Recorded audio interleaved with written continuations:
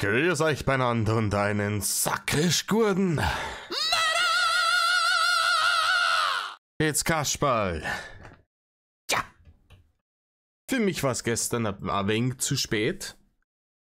Da ist Bescherung gewesen. Der Rainer hat ein kleines Video ins Internet geschissen. Und zwar mit dem Titel Soll das nun immer so weitergehen? Ja, Rainer, das wird immer so weitergehen. Ich glaube, das ist nochmal ein Add-on an das am Teich-Video, weil er da noch nicht genügend gerantet hat. Es wird wahrscheinlich wieder, ja, bla bla bla, die bösen Hater, ladidadidadida, was sie nicht alles gemacht haben, nö. Ich glaube, das ist wirklich einfach nochmal so. Kennt ihr das, wenn irgendjemand heftigst am Ausrasten war und der verpisst sich und ist fast bei der Tür draußen, dreht sich nochmal um und plärrt nochmal was hinten raus? Ich glaube, das ist das. Dementsprechend, da dir mal sagen, der mit lang umeinander, geh mal einer in Rainer. Alter, das fängt schon wieder geil an. Diesen Blick mit dem Augen hochziehen und das Geräusch, das ist jeder von euch, der seit ein paar Tagen im Game ist, kennt den Scheiß. Diese Vollidioten-Geschichte mit dem Finger oben auf die Energy-Dose klopfen, bevor man sie aufmacht und sich dabei fühlen wie der allergeilste Typ auf dem Planeten. Es fängt schon wieder richtig geil an. Da ist es, das Geräusch.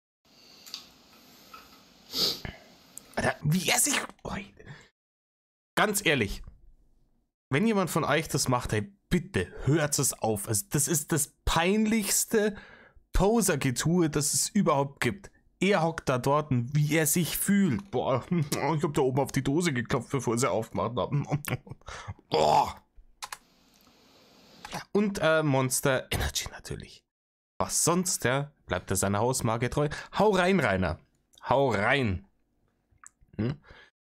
Wir sehen hier im Übrigen den Mann, der jetzt erst vor kurzem wieder verzeiht hat, dass er jetzt so sehr auf seine Ernährung achtet und dass er 20 Kilo abgenommen hat und dass er sich nicht mehr ungesund ernährt. Ja? Das Zeug. Ich trinke auch ab und zu mal so ein Monster Energy, wenn es mich bockt, meistens wenn ich irgendwie längere Strecken auf der Autobahn unterwegs bin oder sowas, gönnt man sich sowas einmal. Aber der kübelt sich da das Klump jeden Tag literweise in seinen dicken Kürbis einer und dann wundert er sich, warum er eine Vierteltonne wiegt. Und hier, wenn ihr schaut auf der Stirn, ne, diese wunderschöne, unreine Haut oder dieses, was ausschaut, wie wenn es am Ende vom Zweiten Weltkrieg von den Alliierten zerbombt worden wäre, ja? Dieses Mitesser Marsoberflächen Gebilde da zwischen seinen kreisligen Schweinsäuglein kommt nämlich genau von sowas. Den ganzen Tag Döner fressen und Subway und sich Monster Energy in die Rübe kübeln. Und währenddessen schauen, wie wenn man sie nicht mal alle beieinander hätte.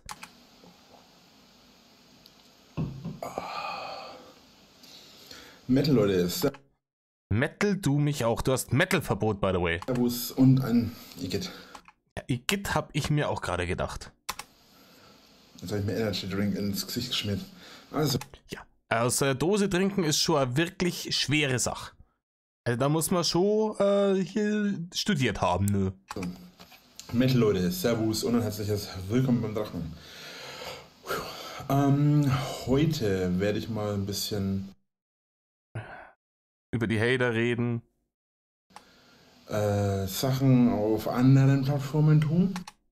Alter, das ist nicht dein Scheiß Ernst. Es ist... Ruhig, ruhig, ruhig, ruhig. Wir präsentieren hier einen 32-Jährigen, der es nicht geschissen kriegt, über Erwachsenen-Content zu sprechen, ohne eine Fresse zu ziehen wie ein 10-Jähriger. Es ist unfassbar. Oh! Schaut euch diesen Gesichtsautounfall an. Bloß weil ihr anderen Content... Oh! Ich muss mal schauen, was ich da so noch hochlade. Ja, muss man mal schauen, wissen wir noch nicht. Wenn der Hund nicht geschissen hätte, dann hätte er einen Hausen gekriegt. Ich habe da ein paar Storys geschrieben. Ich bin super gespannt. Ich bin super gespannt. Wie ich da als Fan-Only-Posts mache. Und noch ein paar andere Sachen muss ich noch überlegen, wie ich das genau anstelle alles. Ich weiß, im Moment kommt wirklich, wirklich wenig. Ja, so gut wie überhaupt nichts kommt, Rainer. Ich kann momentan leider nicht streamen. Ihr habt gesehen, was passiert, Ladidadida. wenn ich Videos hochlade oder Sachen mache. Wenn man mich irgendwo wieder findet, jetzt ist... Ja, Rainer, diese Ausrede, ich kann nicht streamen, wir haben sie jetzt in jedem Video zum 1000. Mal gehört. Wir wissen, dass es gelogen ist. Der, auch in dem Hotel in Nürnberg bist du nicht gefunden worden wegen dem Video, das du da drin aufgenommen hast. Auch wenn das danach wahrscheinlich auch der Fall gewesen wäre, ja, weil es schon eben nicht vor der weißen Wand, so wie hier, sondern halt mit Details im Zimmer und so weiter gefilmt war. Du bist in Nürnberg gefunden worden, weil dich die Leute auf der Straße gesehen haben und gesehen haben, wie du in das Hotel reingewongelt bist.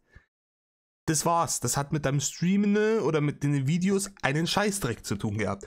Ich habe Leute zufällig durch Nürnberg wongeln sehen, wie du in das Hotel rein bist, und das war's. Es wird ein ganzes Hotel in Probleme geraten wegen diesem mistigen Idioten. Mistigen Idioten. Schön, dass du nicht mehr provozierst, Rainer. Und ich sag's hier noch einmal, ich verstehe nicht, warum die Regierung nichts gegen diese Menschen unternimmt. Rainer, ich sag's noch einmal, der Regierung gehst du geschmeidig am Arsch vorbei, und das mit Recht.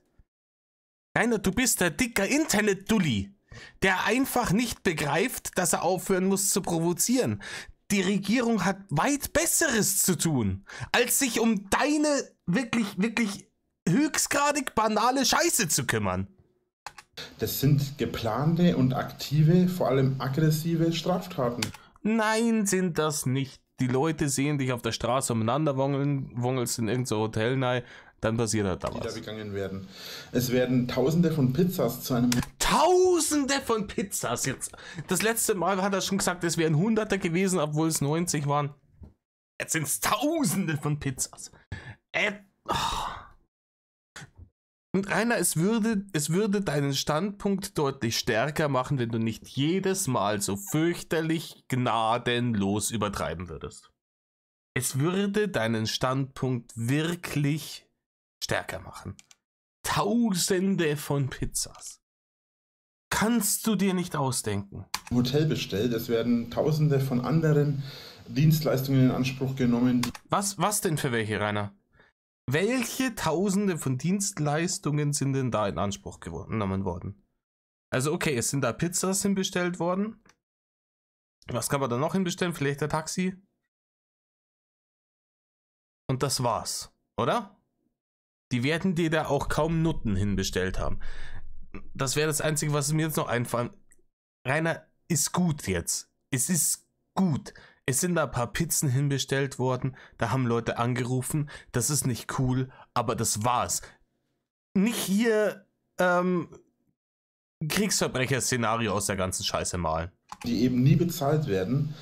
Das ist alles etwas, was der Wirtschaft schadet. Das schadet der Wirtschaft.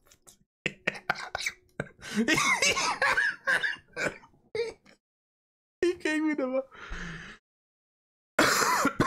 Klar, der einzelne Pizzalieferdienst ist natürlich lackiert. Ist vollkommen klar, deswegen finde ich das ja auch scheiße.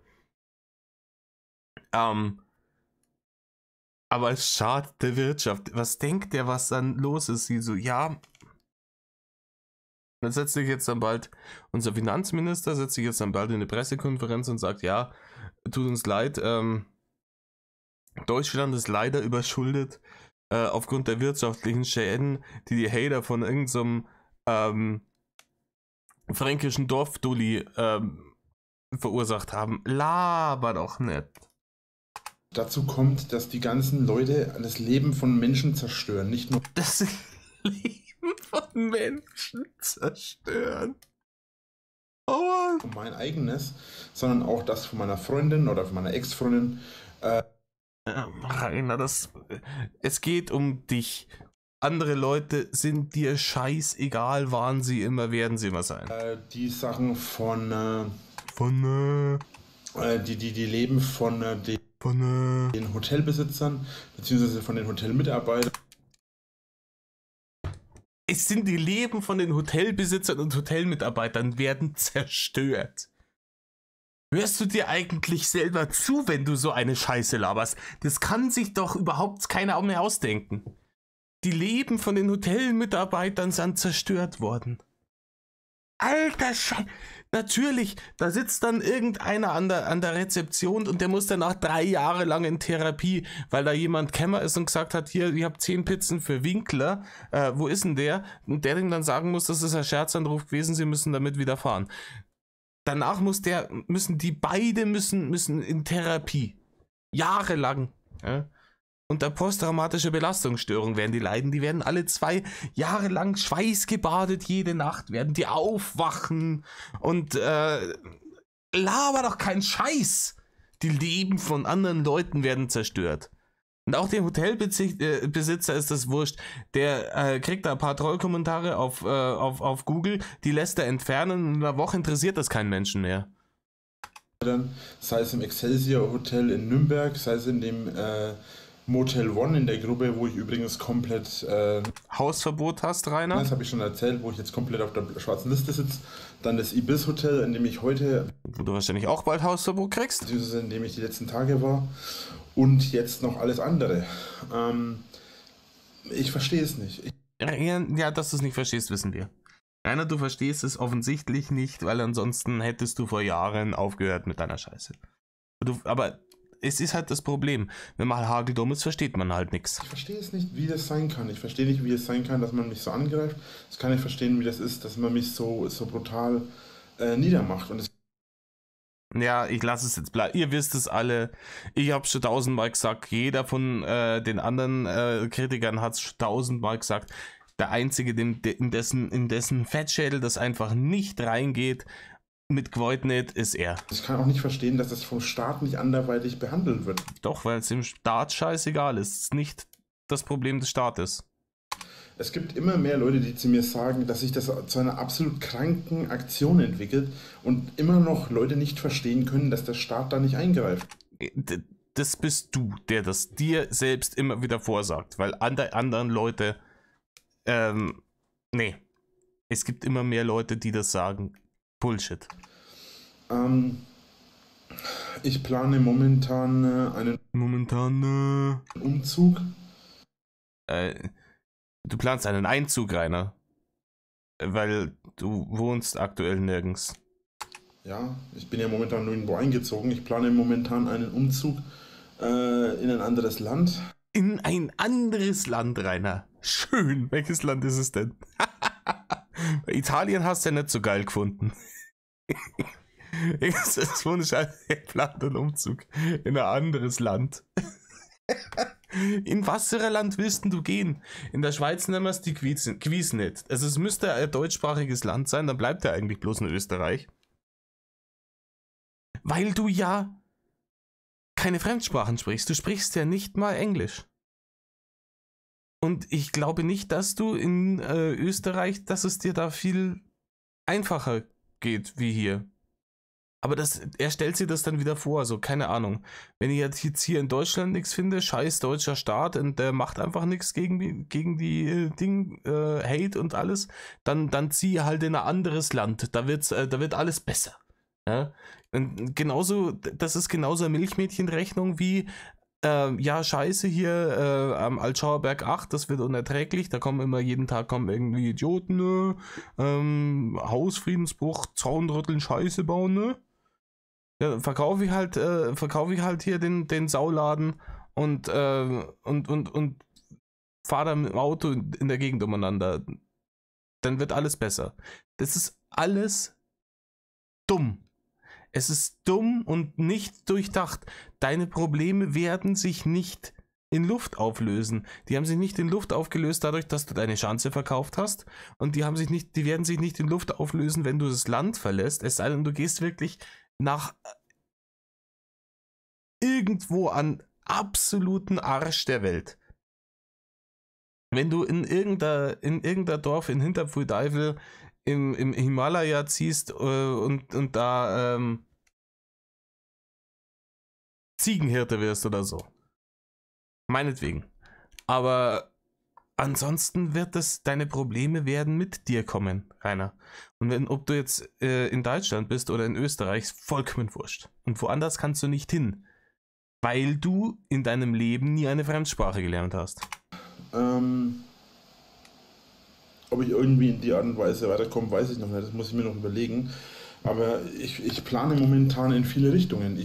Ja, du planst und planst und planst und es ist immer Scheißdreck dabei rausgekommen.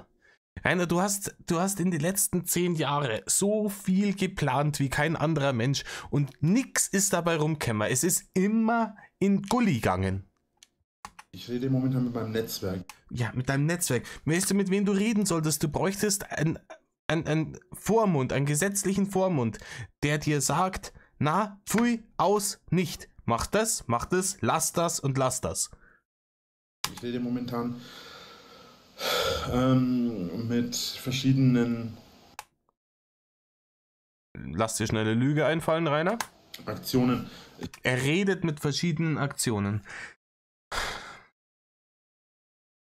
Da wissen wir doch, dass das schon wieder irgendwie gelogen ist.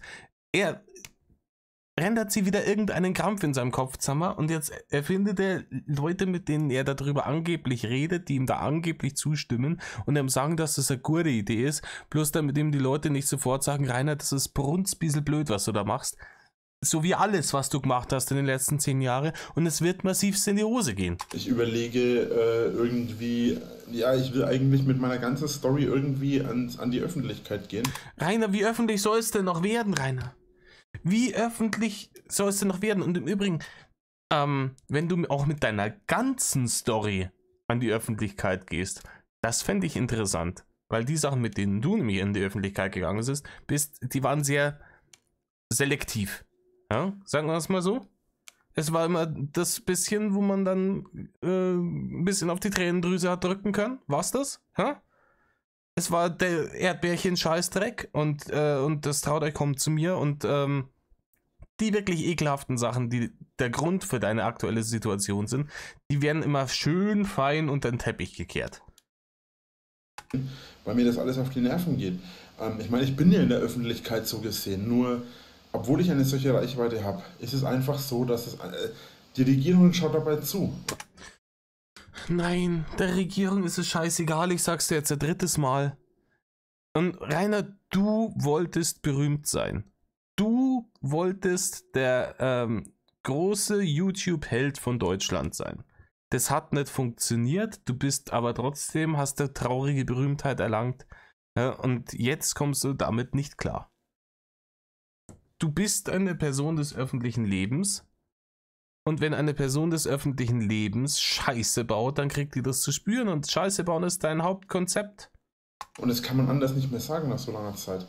Die schaut dabei zu und viele Aktionen, die hier gemacht werden und so weiter, sind einfach total daneben. Was ist jetzt los? Ich verstehe nicht ganz. Alter, nein. Alter, nein, bitte, nein, nein, nein, nein, nein, nein, nein. Ich wollte es nicht glauben.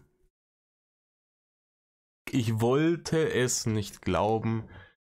Der Uti hat gesagt, es fängt alles wieder von vorne an und ich glaube, der hatte recht.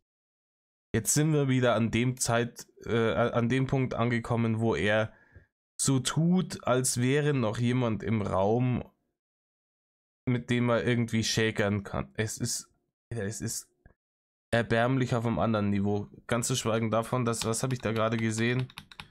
Als der... Oh, da seht ihr das?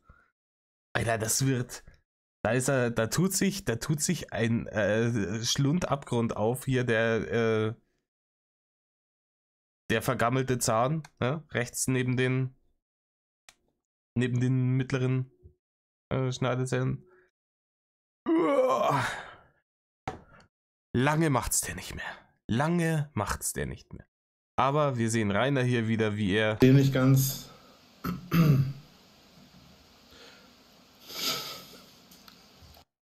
Alter.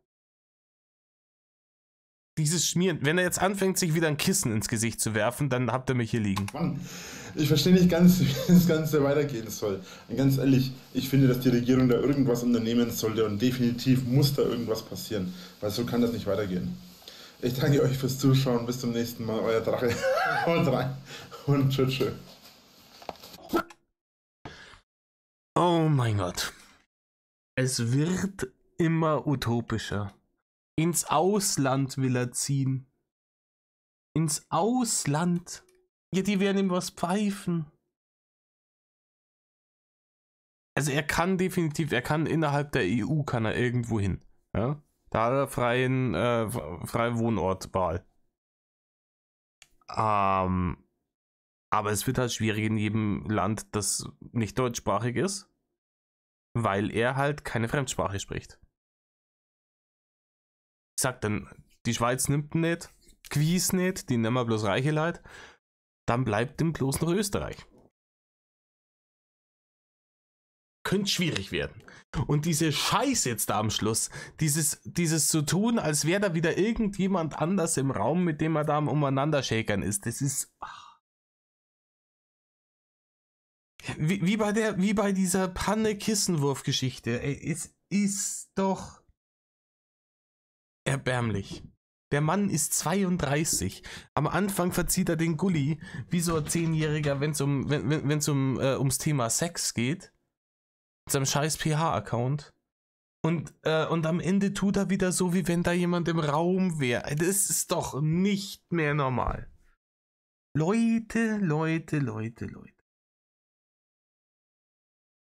Der gehört in ein betreutes Wohnen und braucht einen gesetzlichen Vormund.